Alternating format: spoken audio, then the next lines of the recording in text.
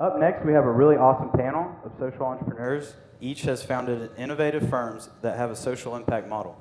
Please welcome Sharon Quercioli, CEO and founder of Sprouts, Ricardo Bueso, co-founder and executive director of the Thanks Company, and Evan Lutz, CEO and co-founder of Hungry Harvest, who recently secured a $100,000 investment for a 10% stake in his company on Shark Tank.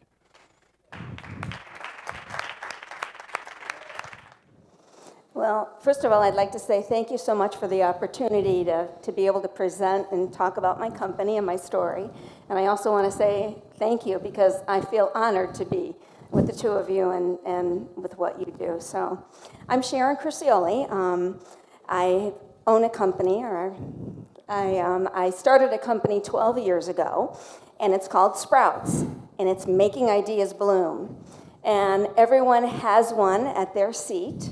What we do is we actually make handmade plantable seed paper products.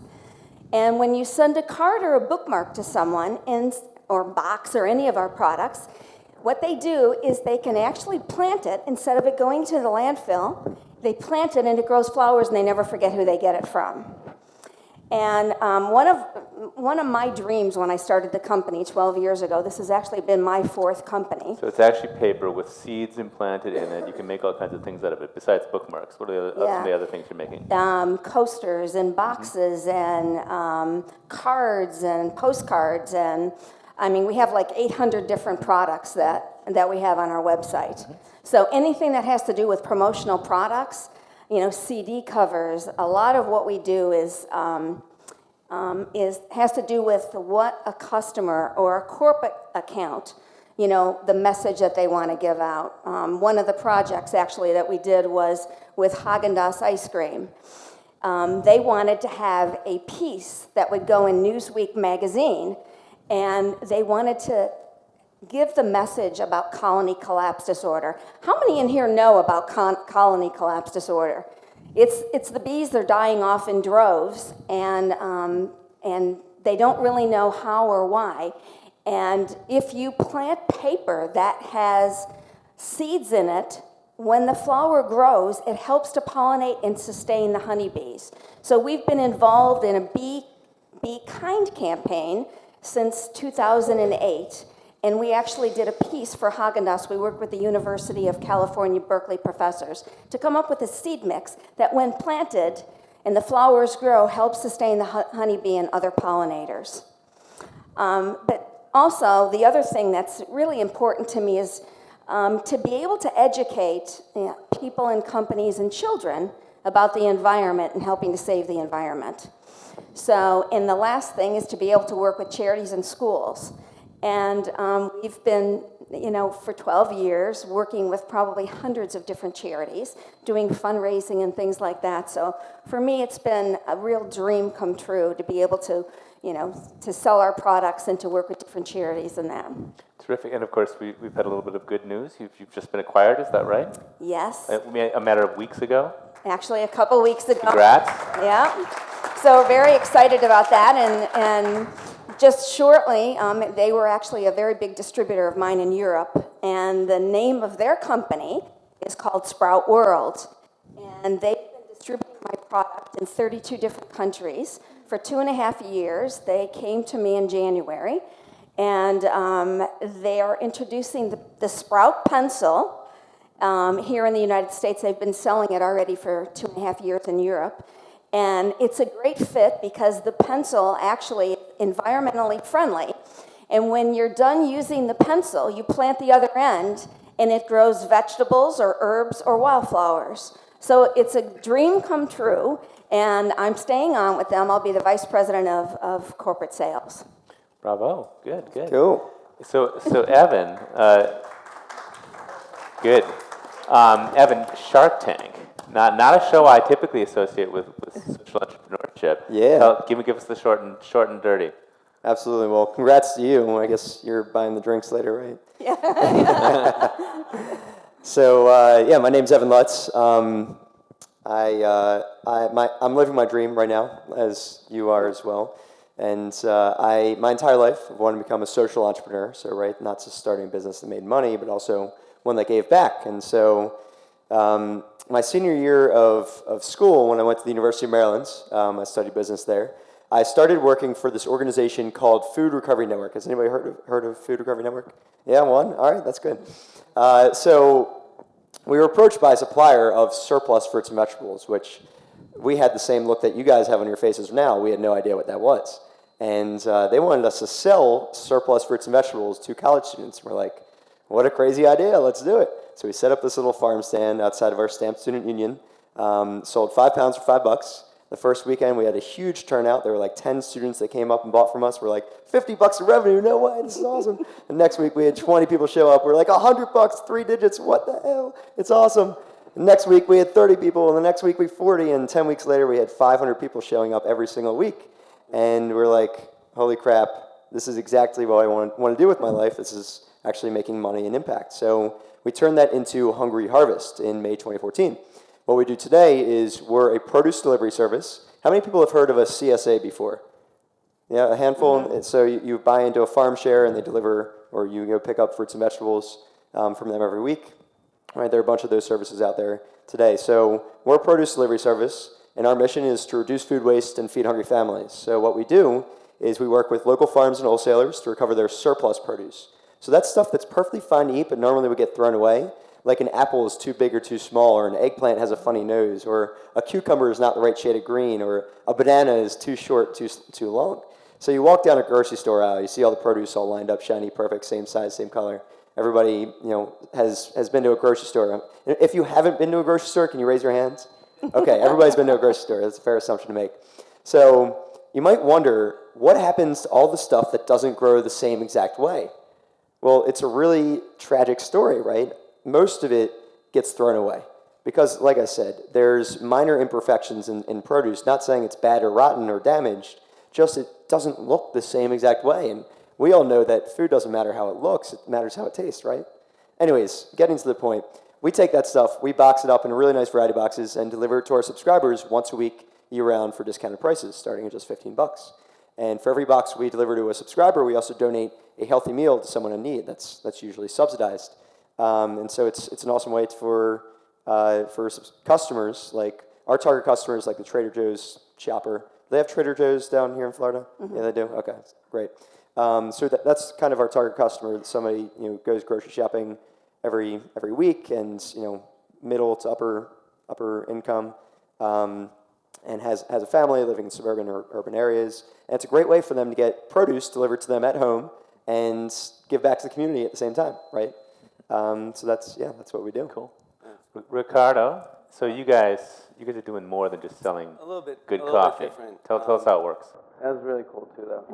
I think that something that's really sad, obviously, is how low-income people don't have access to produce. And we actually have a conversation at the back. It's pretty sad. I know a girl. She's going to be working with us soon. She actually has Down syndrome, and she's part of an organization that helps to make products and give jobs to people with disabilities. But I was talking with the founder of this organization, and she goes, I love Courtney, and her mother, doesn't have the resources, and she takes her to Dunkin' Donuts every morning and takes her to McDonald's every night. And this girl is overweight, and obviously with Down syndrome, it's very difficult, but it's a really sad reality, so kudos, man, that's awesome. Thanks. Is anybody here from Broward County, or just Palm? Cool, man. Well, it's a good place, but it's a sad place. Broward County and I think Palm Beach also suffers from some of the same problems. Human trafficking is obviously an issue that you see pretty widespread. You see a lot of, in Broward County at least, you see a lot of massage parlors. There's literally a massage parlor on every corner. It tends to be an Asian massage parlor. You see a lot of adult video stores. You see so many strip clubs. So we know now that there is a human trafficking problem. Foster care in Florida. Florida is a state with a huge amount of foster care kids. Veterans. Florida is in the top 3 states with the highest veteran population. And I don't know if anybody here's a veteran, but if anybody has the opportunity ever to go to the VA and spend some time with veterans and see the issues that they're facing and the lack of attention that they have. So about 3 years ago, our church wanted to continue to expand its projects and to be able to fund them. And they did this project where they announced that they wanted to raise funds to expand the ministries, addressing human trafficking, addressing vets, in foster care, and a lot of wonderful things, but obviously the funding is not always there. And together with my brother, Ricardo Juan, we're all Ricardo, my dad's Ricardo, I know, very little originality. We said, how can we create a brand, how can we create a company so that we can fill that gap and support that need and allow our church to do what it does best. And the company's evolved a little bit more beyond that. The concept was, can we donate 100% of the net profit sustainably? Can we create a genuine giving mechanism, if you will, not just a business, but can we allow people to consume products that are top quality, that are priced as their counterparts in the market, and then prove this for-profit operating like a non-profit. One of our main products is a direct trade coffee that we partnered with a roaster in Guatemala City who works with micro farmers who normally wouldn't be able to export their coffee because they produce so little. A micro farmer, the way we define it with our roaster, is a farmer that produces 6,000 pounds or less during one harvest season, which really isn't that much. So we create impact in how we bring our products, but then we also create impact in being able to donate all of the profits. If you think that you can create a coffee company in 2016 and go national, compete with big names like Starbucks and Peet's and Caribou and these guys that have been around for a while, it's very difficult. It's a hyper-competitive market. So we knew that with a radical model, a extreme model of giving, we would be able to scale and meet that demand. So the concept of thanks is 100% of the net profits transparently donated to different nonprofits supporting ministry and different nonprofits in different categories, Christian and non-Christian organizations. We want to see a whole generation of businesses and services doing this, believing that it is possible to do it. So, yeah. Excellent. So 3 different approaches. You guys are kind of just getting started. You're rolling along pretty successfully so far. You've just proven to be a big success.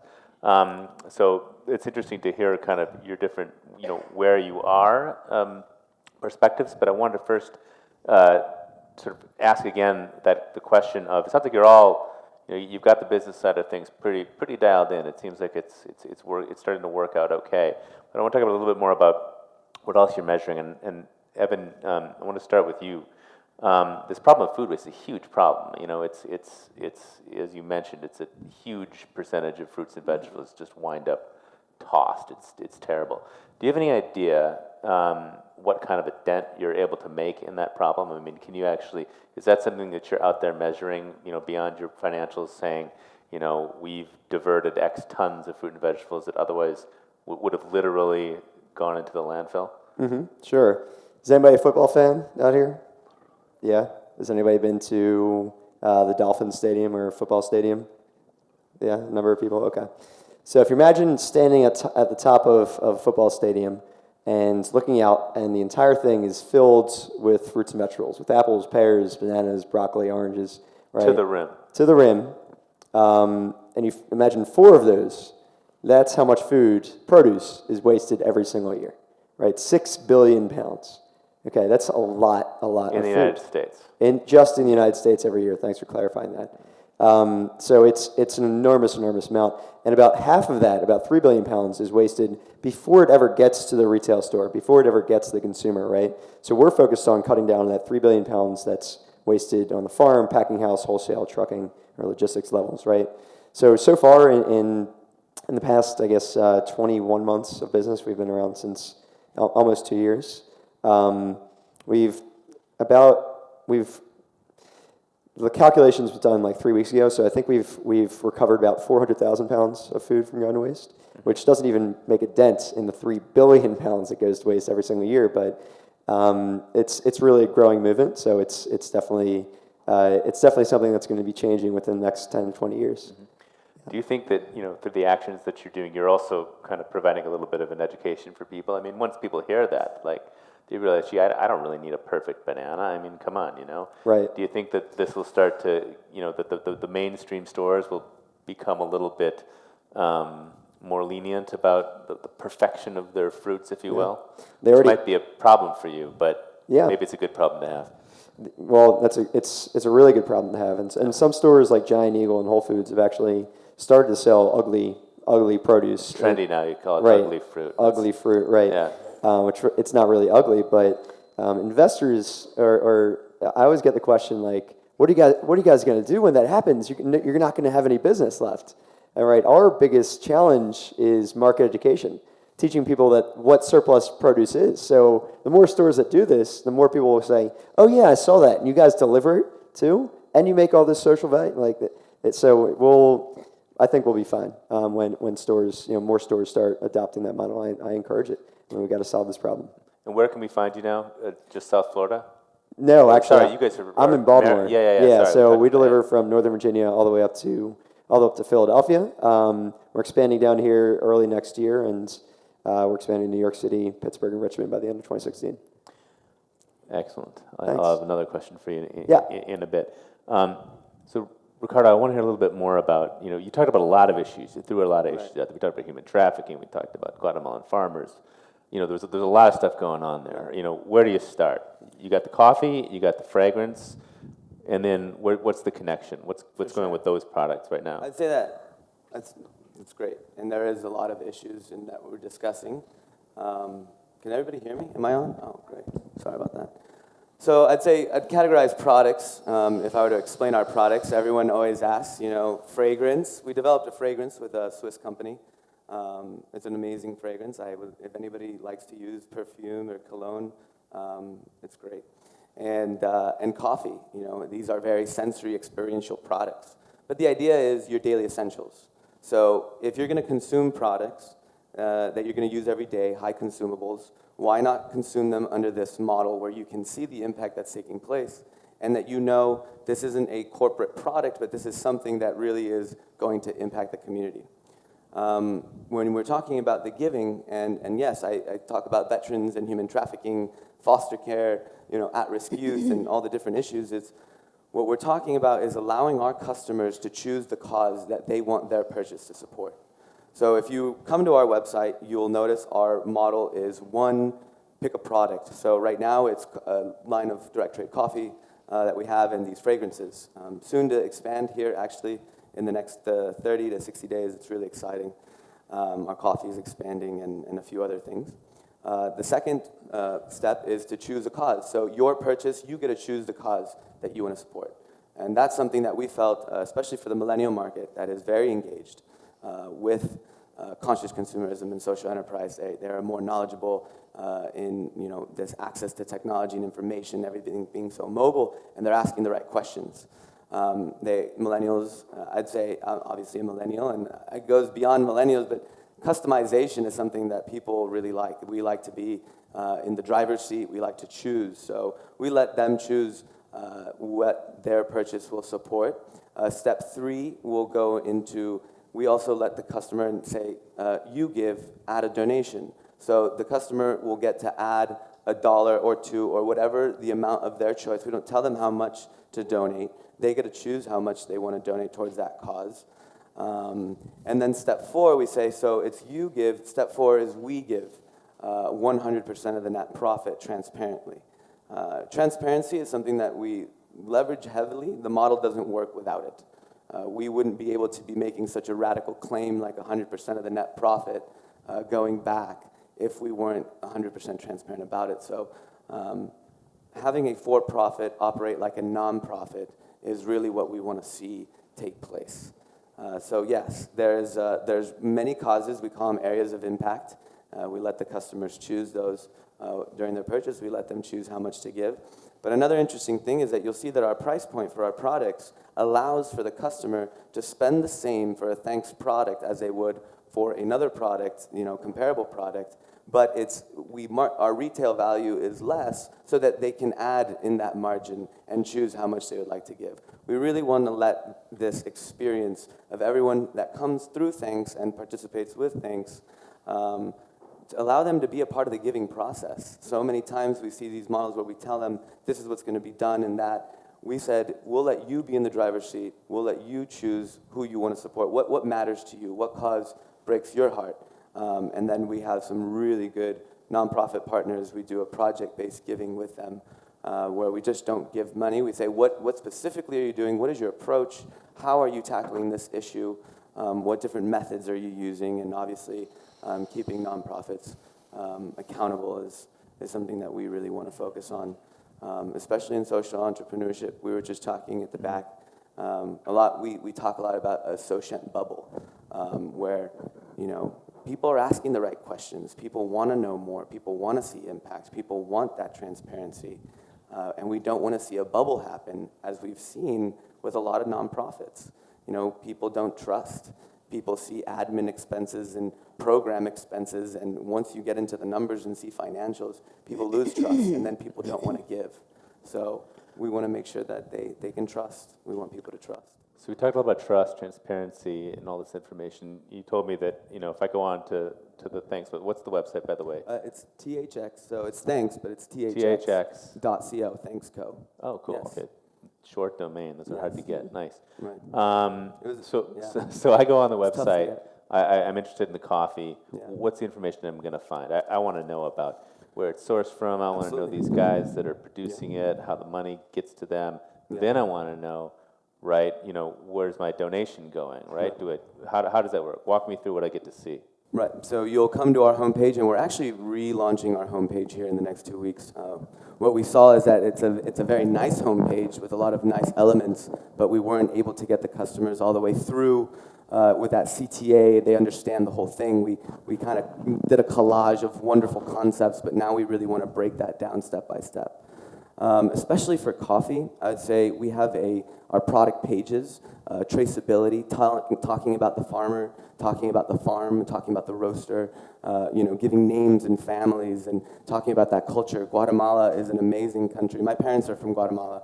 I actually grew up in Boston, but it's so a part of the culture. It's a lifestyle that's been around for so many decades. But now that you can tell these stories of these micro farmers, you really take the customer to answer all their questions about it. So our product pages tell you our supply chain, tell you who makes our products, who we've partnered with.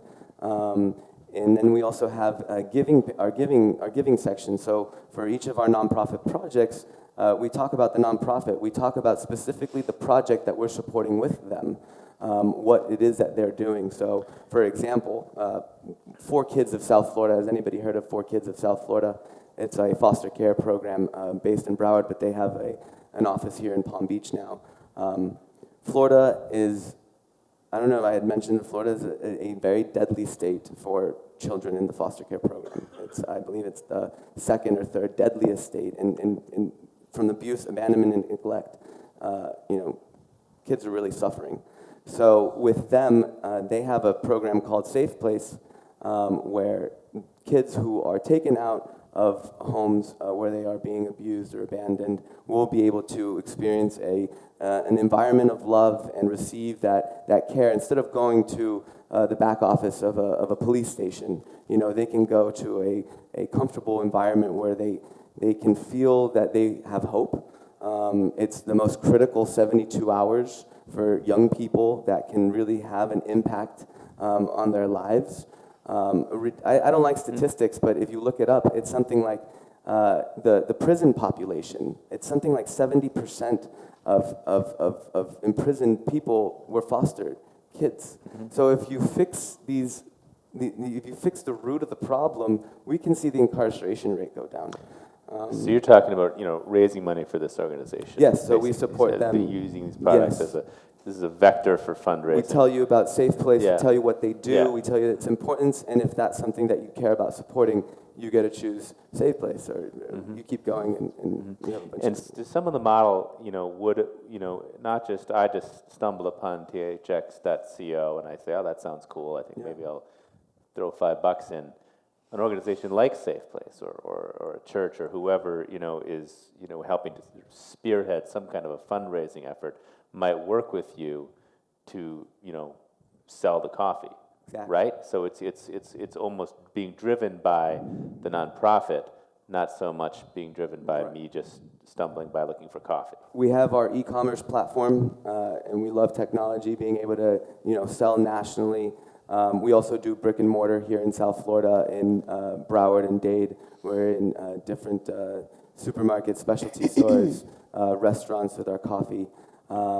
But absolutely, we've allowed nonprofits that partner with us to use our product as a fundraising product themselves. So we will give it to them at a wholesale price, allow them to sell it at what the retail price would be, make that margin for themselves directly. But instead of just being a fundraising product like any other one, it's a fundraising product that keeps on giving. So the nonprofit gets to fundraise immediately, and then Thanks donates 100% of the net profit. It's a little bit different than where you would look at a Girl Scout cookie. It's a $4 box. The Girl Scouts get to keep 2, and then 2 goes to these bakers in Tennessee, I believe, where they are making billions of dollars. Imagine if those billions of dollars could also go back. So it's great, especially for churches, because churches want to protect their congregation, and having products in a church can become a little bit of an issue. But when people see, hey, this is a fundraising product for our church, for these programs, and they're also giving back, it kind of justifies, and we've seen a great receptivity from the Christian community in allowing us to partner with churches, supplying their coffee, allowing them to sell, to raise money for their ministries, and again with the nonprofits. So a few different models, and we want to really clarify all the different ways that our product is creating impact. Excellent. Sharon, I want to hear about the impact of these seeds. First of all, who's been the main customer? It's not so much me walking into the Hallmark store and going, that's a cute bookmark, is it? It's probably more, I'm a producer of bookmarks and I give these away to my customers or something like that. Is that usually how it's been working out? Actually, it's a couple different areas. One is a lot of people go right on our website because we have like 800 different products, and they just order online. A lot of it is word of mouth. A lot of it is corporate accounts, Office Depot Foundation, Haagen-Dazs, a lot of very big corporations that want customized products. And the other very big part of it is fundraising, just like with you. I mean, we do it for schools, we do it for charities. Siegel Industries is a very good example. It's for the handicap, and they literally create pictures and drawings, and we take their pictures and drawings and put them on our cards. And we make a 6-pack, and we sell it for $16.95, and they get $4 per package that goes to Siegel Services. But we do it with hundreds of thousands of charities. Another one is Hospice of Palm Beach. There are some of them that say, well, we'll pick 4 of your collections, and we literally put it on our website, and they put it on their website. And, they sell it for whatever they want to sell it for, and then we sell it on our website. And every single month, we write a check to the different charities that we're working with. Loggerhead Marine Life Center, for the turtles. The Center for Great Apes. We work with so many different charities, the American Cancer Society, the Alzheimer's organization.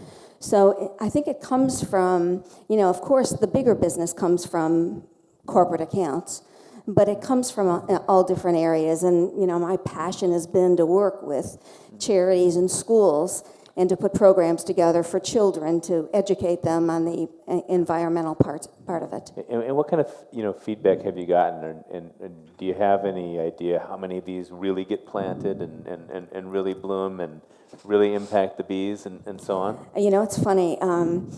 I give a presentation sometimes to women entrepreneurs or into the entrepreneur group, and I talk about my eight P's to success.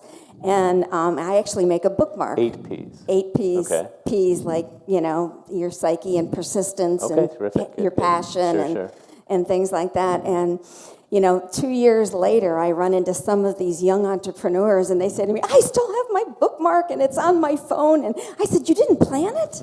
And they say, oh, no, because the message on it is, we don't want to ever forget about the message. But 99% of the time, I get people who call me up and go, this is the coolest thing ever.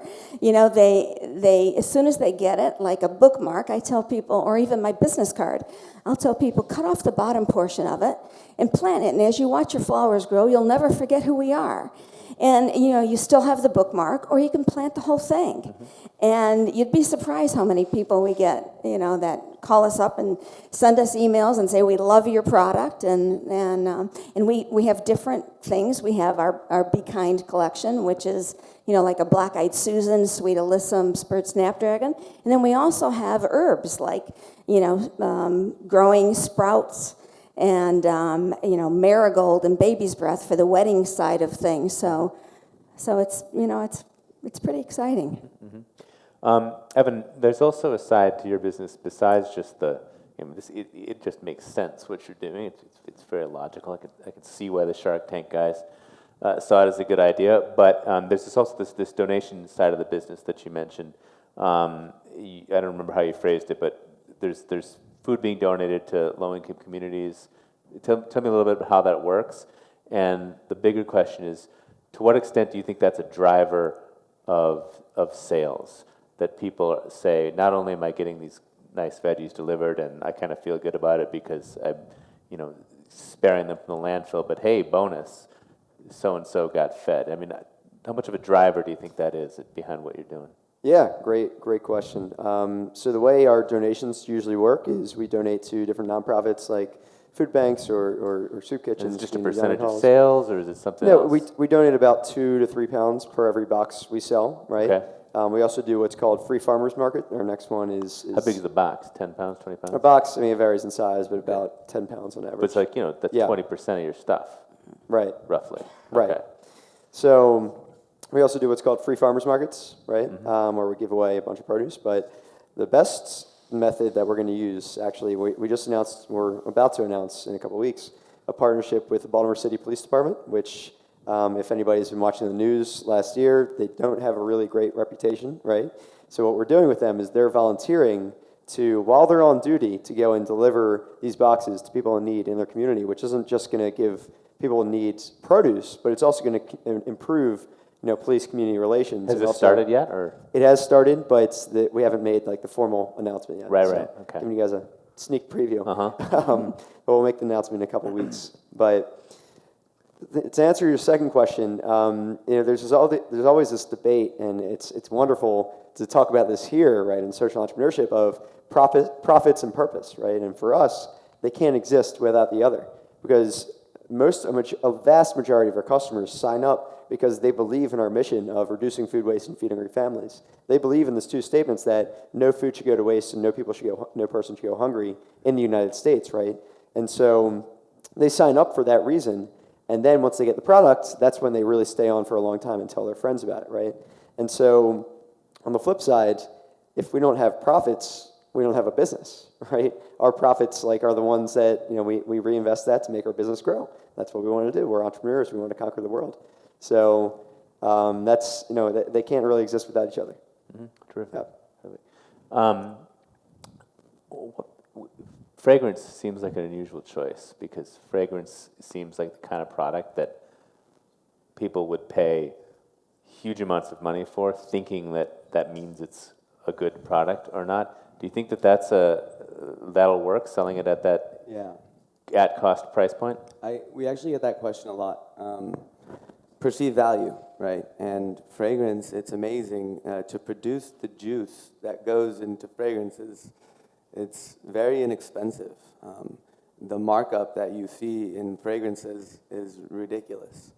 And that was one of our original questions when we were first starting the company was, what's our price point going to be? And it was, we saw our fragrance for $10 a bottle. And you got to add a donation. It really costs about $3 to $4 to have it here. I'd say that even the actual bottle sometimes is even more expensive than the actual essence. It's amazing, and then you're buying these. Put a celebrity on it. And 50, call it $100. Yeah, There you go. Yeah. No, it's crazy. 50 milliliter, bottles for $150. I understand that's branding and that's brand loyalty, and they've built these brands. But no, we want people to experience our products. Obviously, at $10, the risk isn't that much. It's a great fragrance. Once you use it, you will use it again. So yes, the perceived value question is something that we fight through, and the way we try to overcome it is by having excellence in our branding, in our storytelling, in the user experience that customers will have when they come to Thanks. It's something that we believe people have been able to understand, and now it's like, literally comments like, "Oh, I'll never buy that Burberry Sport again. I'll never buy Aqua di Gio again. This is awesome, and I'm helping." And the women's is awesome too. I mean, ladies, please, it's in the back. Please enjoy. It's good stuff. So, absolutely. Cool. Good. And coffee, of course, though, seems it's a common product that's offered. With fair trade attributes or some other kind of attributes, and you already mentioned, it's going to be a hard thing to compete in. But I really like the model that you've got, which is basically making it this fundraising tool essentially. Do you have any idea how?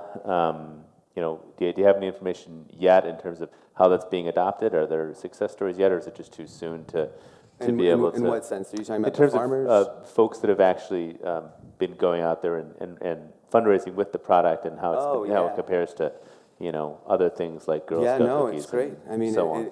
it's something where, there's one way of doing it. We can give them the product, and they can, within their network or the people involved in their organization, sell it directly.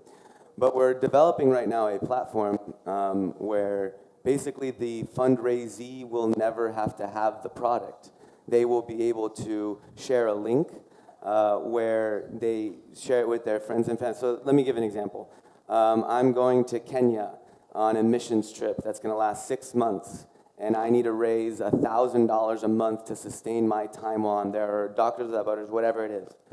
Now, instead of me just asking my aunt and uncle and cousins and friends and neighborhoods and everyone to just give me money to go on my mission, I can get entrepreneurial about it and offer them a product, kind of become like a retailer, so that I can receive a donation to be able to sponsor my mission. Someone gets a product that they would normally be buying. It's, "Hey, Aunt Sue, can you not buy Starbucks this month? And will you buy Thanks from me? Because it's going to allow me to go on my mission." And I think Aunt Sue will say yes, because she'll be like, "Well, is the coffee good?" "Well, yeah, Aunt Sue, it's awesome. You really need to try it." And then once she tries it, she says, "Wow, this is really good coffee." And then she'll go on and see all the other things that we're doing.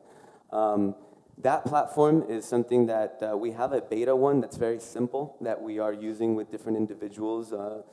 Some here, some in California that they're using it, and it's going pretty well. But we really want to make that a huge part of what we do. So we are developing our own platform, doing the coding for it, and it's a little bit longer. We wanted it to be ready already, but it takes a little bit of time to get it where we want it to be. So soon come. And I wanted to ask a little bit about sort of your long-term visions for this stuff. And you started telling me about some of the really cool places that this can go. But first, Sharon, it's not that it's not over for you. This sounds like a new beginning. A lot of times when there's an acquisition, it can be difficult for an entrepreneur, particularly somebody who's got a mission in mind. You want to make sure that acquiring company shares your values, and that it's deeper than just being a personality fit and a financial fit, isn't it? Can you just tell us a little bit about how that occurred, and that you're still feeling positive about the mission of what you're doing? Yeah. Actually, I'm very, very excited about it. I mean, when they came to me 2.5 years ago, and their product was actually developed by 2 Harvard students here in the U.S., and it was put on Kickstarter. And they bought the exclusive rights to Europe to this Sprout pencil. And at the same time that they were selling this product, they found out about us and called us and said, oh, we'd really love to partner with you. And so they became a distributor of our product, and we produced all kinds of things for the Europe market for them. And in that 2.5-year period, I had the opportunity to kind of really learn about their goals and, sustainability and their feelings about things. And, we really, we kind of had the same ideas. The only big difference is that in Europe, they're more sustainable than the United States is. They recycle so much more. We're really starting to get more involved in the United States. But the key thing for me was when they came to me to buy me or acquire me, they said, we already know that in the United States you've had many companies, and you have the same ideals and the same dreams that we have. And they've been very successful, and they've been on CNN Money with their product and my product also. They've been on Bloomberg. They've had the media exposure that I haven't had as much as they've had. And I think it's just, it's a dream come true. It's living the American dream because, they not only wanted the company, but they wanted me. And I wasn't necessarily ready to give up because I love what I'm doing. So when they said, we won't buy the company without you. We want you to be involved, and we want you to run our corporate sales in America. So, when we sat down and we talked about, okay, how do you feel about that, and how do you feel about that? And, we're kind of on the same page. So I just think it's a great opportunity, and it's still new, and we've been working on it since January, but, I'm very excited about it. We're going through a whole transition right now, but I think it's a great opportunity. It's almost time for you guys to grill these guys, but real quick, you shared with me some of the places where this is going to go, and we even talked about creating sort of a quasi bank with some of this funding. There were all kinds of ideas. In a nutshell, can you tell us sort of like where does this go beyond fundraising? Where's the big impact that you're looking at? Yeah, I'd say that immediately we are we're using high consumable products. We want to have apparel, and people love the idea of this lifestyle brand that they want to represent it. But we wanted products that people are using every day. So we are expanding in a few different product categories, 2 more categories. In addition to expanding our coffee, we're now going to have coffee roasted to order and whole bean from different countries, all under this direct trade model. But what I was speaking with Nick about, really the heart behind things is to go into different products and services and create a whole generation of companies that do this, and people that will put the time and risk to start these businesses to see that impact. He mentioned a thanks bank. Imagine a commercial bank where you can do all of your commercial banking in a community, and 100% of the net profit of that bank goes back into that community. Imagine what we could do with so many communities with those banks, something so easy like banking services. But yeah, beyond it, we want to see this model. We want to see a company that is a for-profit operating like a nonprofit, and without transparency, our model doesn't work. Again, it's trust, and that's something that we definitely want to gain from the market. So we're starting small, we're crawling, then we're walking, and then we'll run and sprint, and then hopefully fly. Good.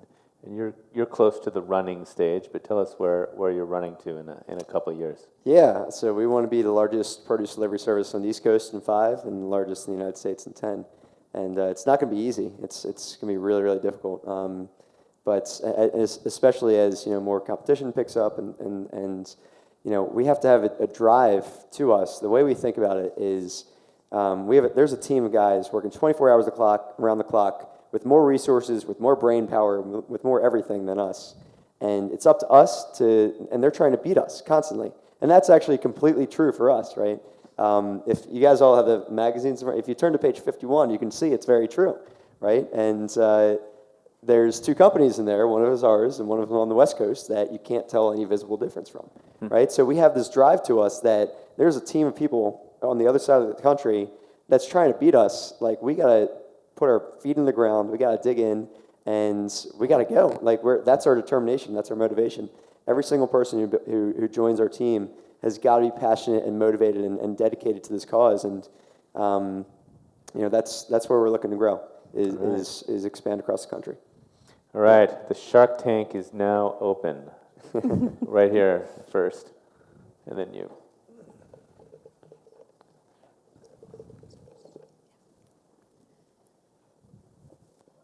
Do you characterize your business or your enterprise as social enterprise versus sustainable enterprise, or vice versa, and why? That's the first question. The second question is, what framework or tracking system do you use to measure your impact? Terminology. Yeah. Yeah. I mean, Social, sustainable, environmental. at least personally for Real us, words. you can call it whatever. Social venture, social enterprise, mission-driven business, sustainable. Naming doesn't Is it really. important, do you guys think? I mean, I use the word sustainability all the time, but not that it's a great word. It's just kind of better than most other words, at least in its attempt to connect all this stuff. But Yeah. do you guys have preferences? I mean, I would say that sustainability is something that you can't, I mean, if you're not sustainable, how will you continue to grow? Obviously, we're a socially driven company. We're, so many times people talk to us as a business, and it's like not really a business because of our model, but will we reinvest into the company? 100%. We have to have that. Again, the difference is having this transparency of showing you what is being reinvested, what are salaries, what are admin expenses, what is that net profit and product cost, and just showing you the numbers. So, yes, absolutely, sustainability model, social good company. I like to say genuine giving mechanism, a giving mechanism, a customer connecting with a cause through a product where there is this extreme amount that's being given. Yeah. Who's next? I saw a hand. Second part of the question, if no one's raising their hand, was about frameworks in terms of like how you guys are actually tracking any of this stuff. Is there a framework, or is there a method that you guys are using to do that? Yeah, I mean, we track our metrics based on how much food we recover from going to waste and how many meals we feed or meals we donate. So we're trying to recover 1 million pounds of produce from going to waste this year. Is our big goal. So we're on pace to meet it. Yeah. Who's next? Right here. What have been some of the biggest challenges you guys have faced while growing? It's always a good question. It's a great. Go ahead. I would say, I mean, I'm so glad that we're doing this, and I'm so glad that we are having this conversation in South Florida. I actually flew in from Omaha this morning, had to go to a wedding yesterday, and had some awesome conversations, something in the Midwest. I mean, it was like grins from ear to ear when they would hear about this.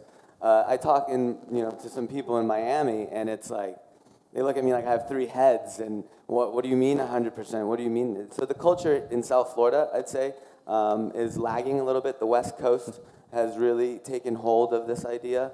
But I think that we're coming along. I think that definitely people will connect. I'd say definitely a regional challenge has been something for us. But it's also a huge blessing. I mean, we get to have this space to operate in, whereas you're in California. I mean, you're talking about the West Coast. I mean, there it's this, it's idea after idea after idea, group after group after group. We want to be able to, again, East Coast, represent the East Coast, and bring that culture of social enterprise to the East Coast. Absolutely. Challenges for you guys? Yeah, for me, it's, I found it, I'm 23 right now. I founded this Hungry Harvest when I was 21, and the biggest challenge was not having any experience in the produce, logistics, or anything to do with Hungry Harvest. But you had been selling veggies, so...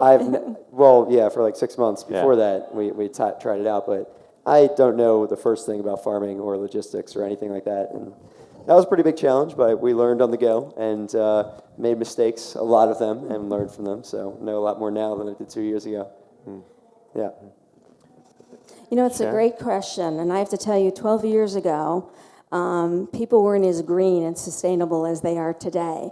So 12 years ago, it was educating and inspiring people to understand, what we did to be able to make the product. I mean, I can tell you over 12 years, I could write pages of pitfalls and mistakes. But, I think the passion part of it and the persistence and, constantly, okay, I made a mistake here, but let me try this and see if this works. And getting customers, doing the social media, learning the social media and, the corporate accounts and how do you produce? We had people after we did the Haagen-Dazs piece and it went in Newsweek magazine. We had National Geographic call us and say, we want 3 million pieces. And I'm like, oh my God, we can't even produce that. It'll take us a year.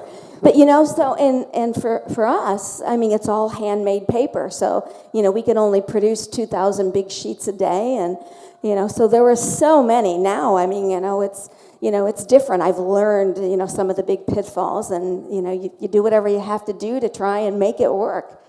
So. Who's next? Something exciting is going on outside, too. Who's next? Thank you. We have someone over here, okay. Yeah, Ricardo, okay, what you're saying sounds really nice and really good. Question, how much impact does your enterprise has on the Guatemalan farmer? Are you providing them an opportunity that they would not otherwise have? Yeah, that's a great question. So, Yeah, and that was one of those other questions, and we went talked a little bit about it, but how do we know about this? When I look at your website, what do I see to show that impact? So one thing that people always talk to us about is and we've heard it is the Thanks Coffee Co. The Thanks Coffee Co. And we're not a coffee company, and we try to make that very clear. We're not roasters. We're not Thanks Roasters. You talked about learning about your product and the whole process. I've learned so much about coffee this past year and the different aspects of the industry, from the producers to the roasters to the retailers, and it's 3 totally different worlds. For us, as I had alluded to before, Guatemala and the coffee roasting in Guatemala is something that has been around for 2 centuries. It's been something that has really been, Guatemala has a great coffee, it's a great region, altitude, everything like that. It gives it great, all the different elements that is needed to make a good coffee. Our roasting partner, who helped us to set up this supply chain, their focus is only working with micro farmers. We recently, the micro farmers being, I explained, 6,000 pounds or less during a year. What is that, a couple acres or something? Yeah, it's very little, So either they're going to do a co-op, they're going to have to go to international traders, and then by doing this direct trade model, you're able to give them more on a per pound basis. We recently partnered with a roaster here in Miami. It's a pretty large roaster, actually, and they have a model which is awesome. It's called Sharing Certified, and they directly share their profits with their farmers. And they do it in this transparent way, which is amazing. So now we're working with a roaster that they themselves are also giving back their profits, and they're large. They're Costco's. They produce Costco's coffee, and we love that they are able to do that. We will try to continue to expand that impact in how we source our coffee. That there's, are we going to be fair trade? Are we going to do direct trade? What is that? We wanted to have a good coffee. We wanted to have a coffee that was sustainably sourced, and then we wanted to be able to have these micro farmers. More than anything, it was small farmers that can export their coffee. So they kind of giving you a white label bag of coffee, and you're putting your brand on it? This is another roaster that we're partnering with in Miami that will allow us to do that. Got it. Yeah, but this one is ours. That we've but been you able can to still partner tell with. that's right. Okay, but then you can still tell that story Yeah. because it's the same. Right. Yeah. So, when you ask me about the website, what will you see there? You'll see a case study. You'll see an example of a farm, the name, the farmer, and obviously there's multiple of them, but we don't list them all. We list one that we wanted to allow people, hey, this is how we're doing it. This is obviously not the only farmer. One farmer wouldn't be able to produce enough coffee. But this is what it's like. This is what the farmer looks like. This is what his family looks like. This is what they do when the coffee harvest season is not on. They're planting other things and they're doing other things in the community. So, yeah. Terrific. Couple minutes left. Who's ready? You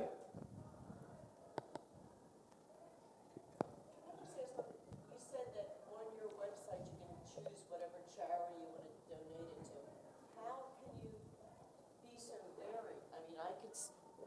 I could say I wanted to City of Hope, and you don't know who City of Hope is, and Right. how do you? So, yeah. It's among options that you've presented, Right. right? It's not just any old charity, right? Yeah, it's a group that we select. So obviously, we kind of serve as a vetter, if you will. You know, we do our research and find out what they're doing, what is their approach, are they working with, community officials, is it a bottom-up approach, what are the programs that they have implementing. And then it's not necessarily the specific organization. We say this is a good organization and they're doing it great, but we call them areas of impact. So do you want to support vets? Do you want to support women's health? Do you want to support foster care? What is that issue that for you matters? For me, it's vets. Like my dad's a vet, and he still goes to the VA. And I've gone with him a few times, and we'll have to wait for 3 hours before he goes in, but he still goes because he's very grateful for it. But we encounter a lot of vets that are homeless and unemployed. And you look at the statistics, it's 22 vets are committing suicide every day in the United States, and we're not doing enough. So can we get entrepreneurial? Can we create beautiful products? Can we price them right? Can we do this model? And obviously, everyone's like, well, why are you doing it? What isn't it for you? We're going to grow, and we're going to recruit the best talent. We're going to be competitive. Obviously, it's not just, we're a business, but what we won't do is we won't keep dividends and do profit sharing for owners. That will transparently go back. Among our nonprofits and whatever Thanks wants to do, we'll tell you, eventually we don't even want to work with nonprofits. We want to be doing our own projects and being able to do that. So you're right, it's very vast in the different, but everybody has a different cause that they care about, so. Mm-hmm. A couple more minutes left. People are very quiet all of a sudden. Just a question for all three of you. How do you perceive yourself as far as what are your attributes towards your business? Are you communicators? Are you connectors? Are you managers, entrepreneurs? What do you look at as your biggest benefit to each company? I'll start. One of the biggest things that's really given me huge opportunity is the community end of things. I'm on the board of directors of the Northern Palm Beach County Chamber of Commerce. I'm on the Small Business Council. I work with all the small businesses in Northern Palm Beach County. I run all their CEO connections and came up with the idea of the CEO connections. I'm on the Women's Steering Committee. And I think a huge part of giving back to the community and be involved in the community is one of the reasons why we've been so successful. Because they know who I am. They know, I give with my heart. I give to charities. I work with charities. I want children to be successful, and I want the school system, especially because children, especially there's been a program for over 10 years I've been involved with, and it's Artie Gras Art Fest, and the Palm Beach County schools have a contest, and they pick the winners of these contests, and we take the winners' cards and we select 6 of them and put them on our cards, our plantable cards, and then they sell them and they use it as a fundraiser, and we also do too, and we've done extremely well over the 10 years in doing things like that. So from my perspective, that community is a big part of ours. Mm-hmm. Yeah, I would say I try and inspire our employees as much as I can while holding them accountable, right? Accountability is such an important facet that is also oftentimes overlooked, right? So a lot of, we get people that were reaching out to us all the time. They're saying, yeah, I just want to help out. I just want to help out. Well, in fact, there's people that just want to help out. It takes more work to get them to help out than it does to actually help, right? Because oftentimes it takes more time to just train somebody. So it's really important. Holding people accountable, I think, is the number one. Is one of the top 3 character traits of any entrepreneur, any leader, is just the ability to hold people accountable and manage them. Yeah. I would say, as cliche as it sounds, a saying that our dad has always told us, a company is as good as the people it has. Mm-hmm. And I would say that Thanks has grown over the past 9 months because of the team that has decided to join, even taking pay cuts or leaving other opportunities because they believe in this model and want to be a part of it. So we have an amazing team that has really the ideas that they bring to the table, and their hard work, has really allowed us to go. I would say that for me, I love community engagement. I love being able to share the vision of the company with people and answer questions and inspire people to believe that this is possible. I would say that also, the future, the direction of the company. My brother and I remember when it was just us and one other gentleman, Mike, and we were just, it was the 4th month. We hadn't even launched yet, but this was 2 years ago. And we were sitting outside our garage, and it was like, dude, how is this going to grow? Who's going to want to come? It was one of those moments, and just to see the growth because of my brother's commitment, and his background is in banking, and he was an investment banker in finance, and his ability, to keep us accountable and to, make us sustainable. It's really a great partnership. I love being able to work with him. I love you, bro. It's something that's really cool for us to be able to do this together. I'm not a banker, and I probably wasn't going to get into banking, so to be able to do business and do both of our passions, it's definitely something very cool for us. Excellent. Yeah. Excellent. Well, it's one of my favorite things to hear other people's success stories and inspiration, and you guys did not disappoint. So, round of applause for our panelists.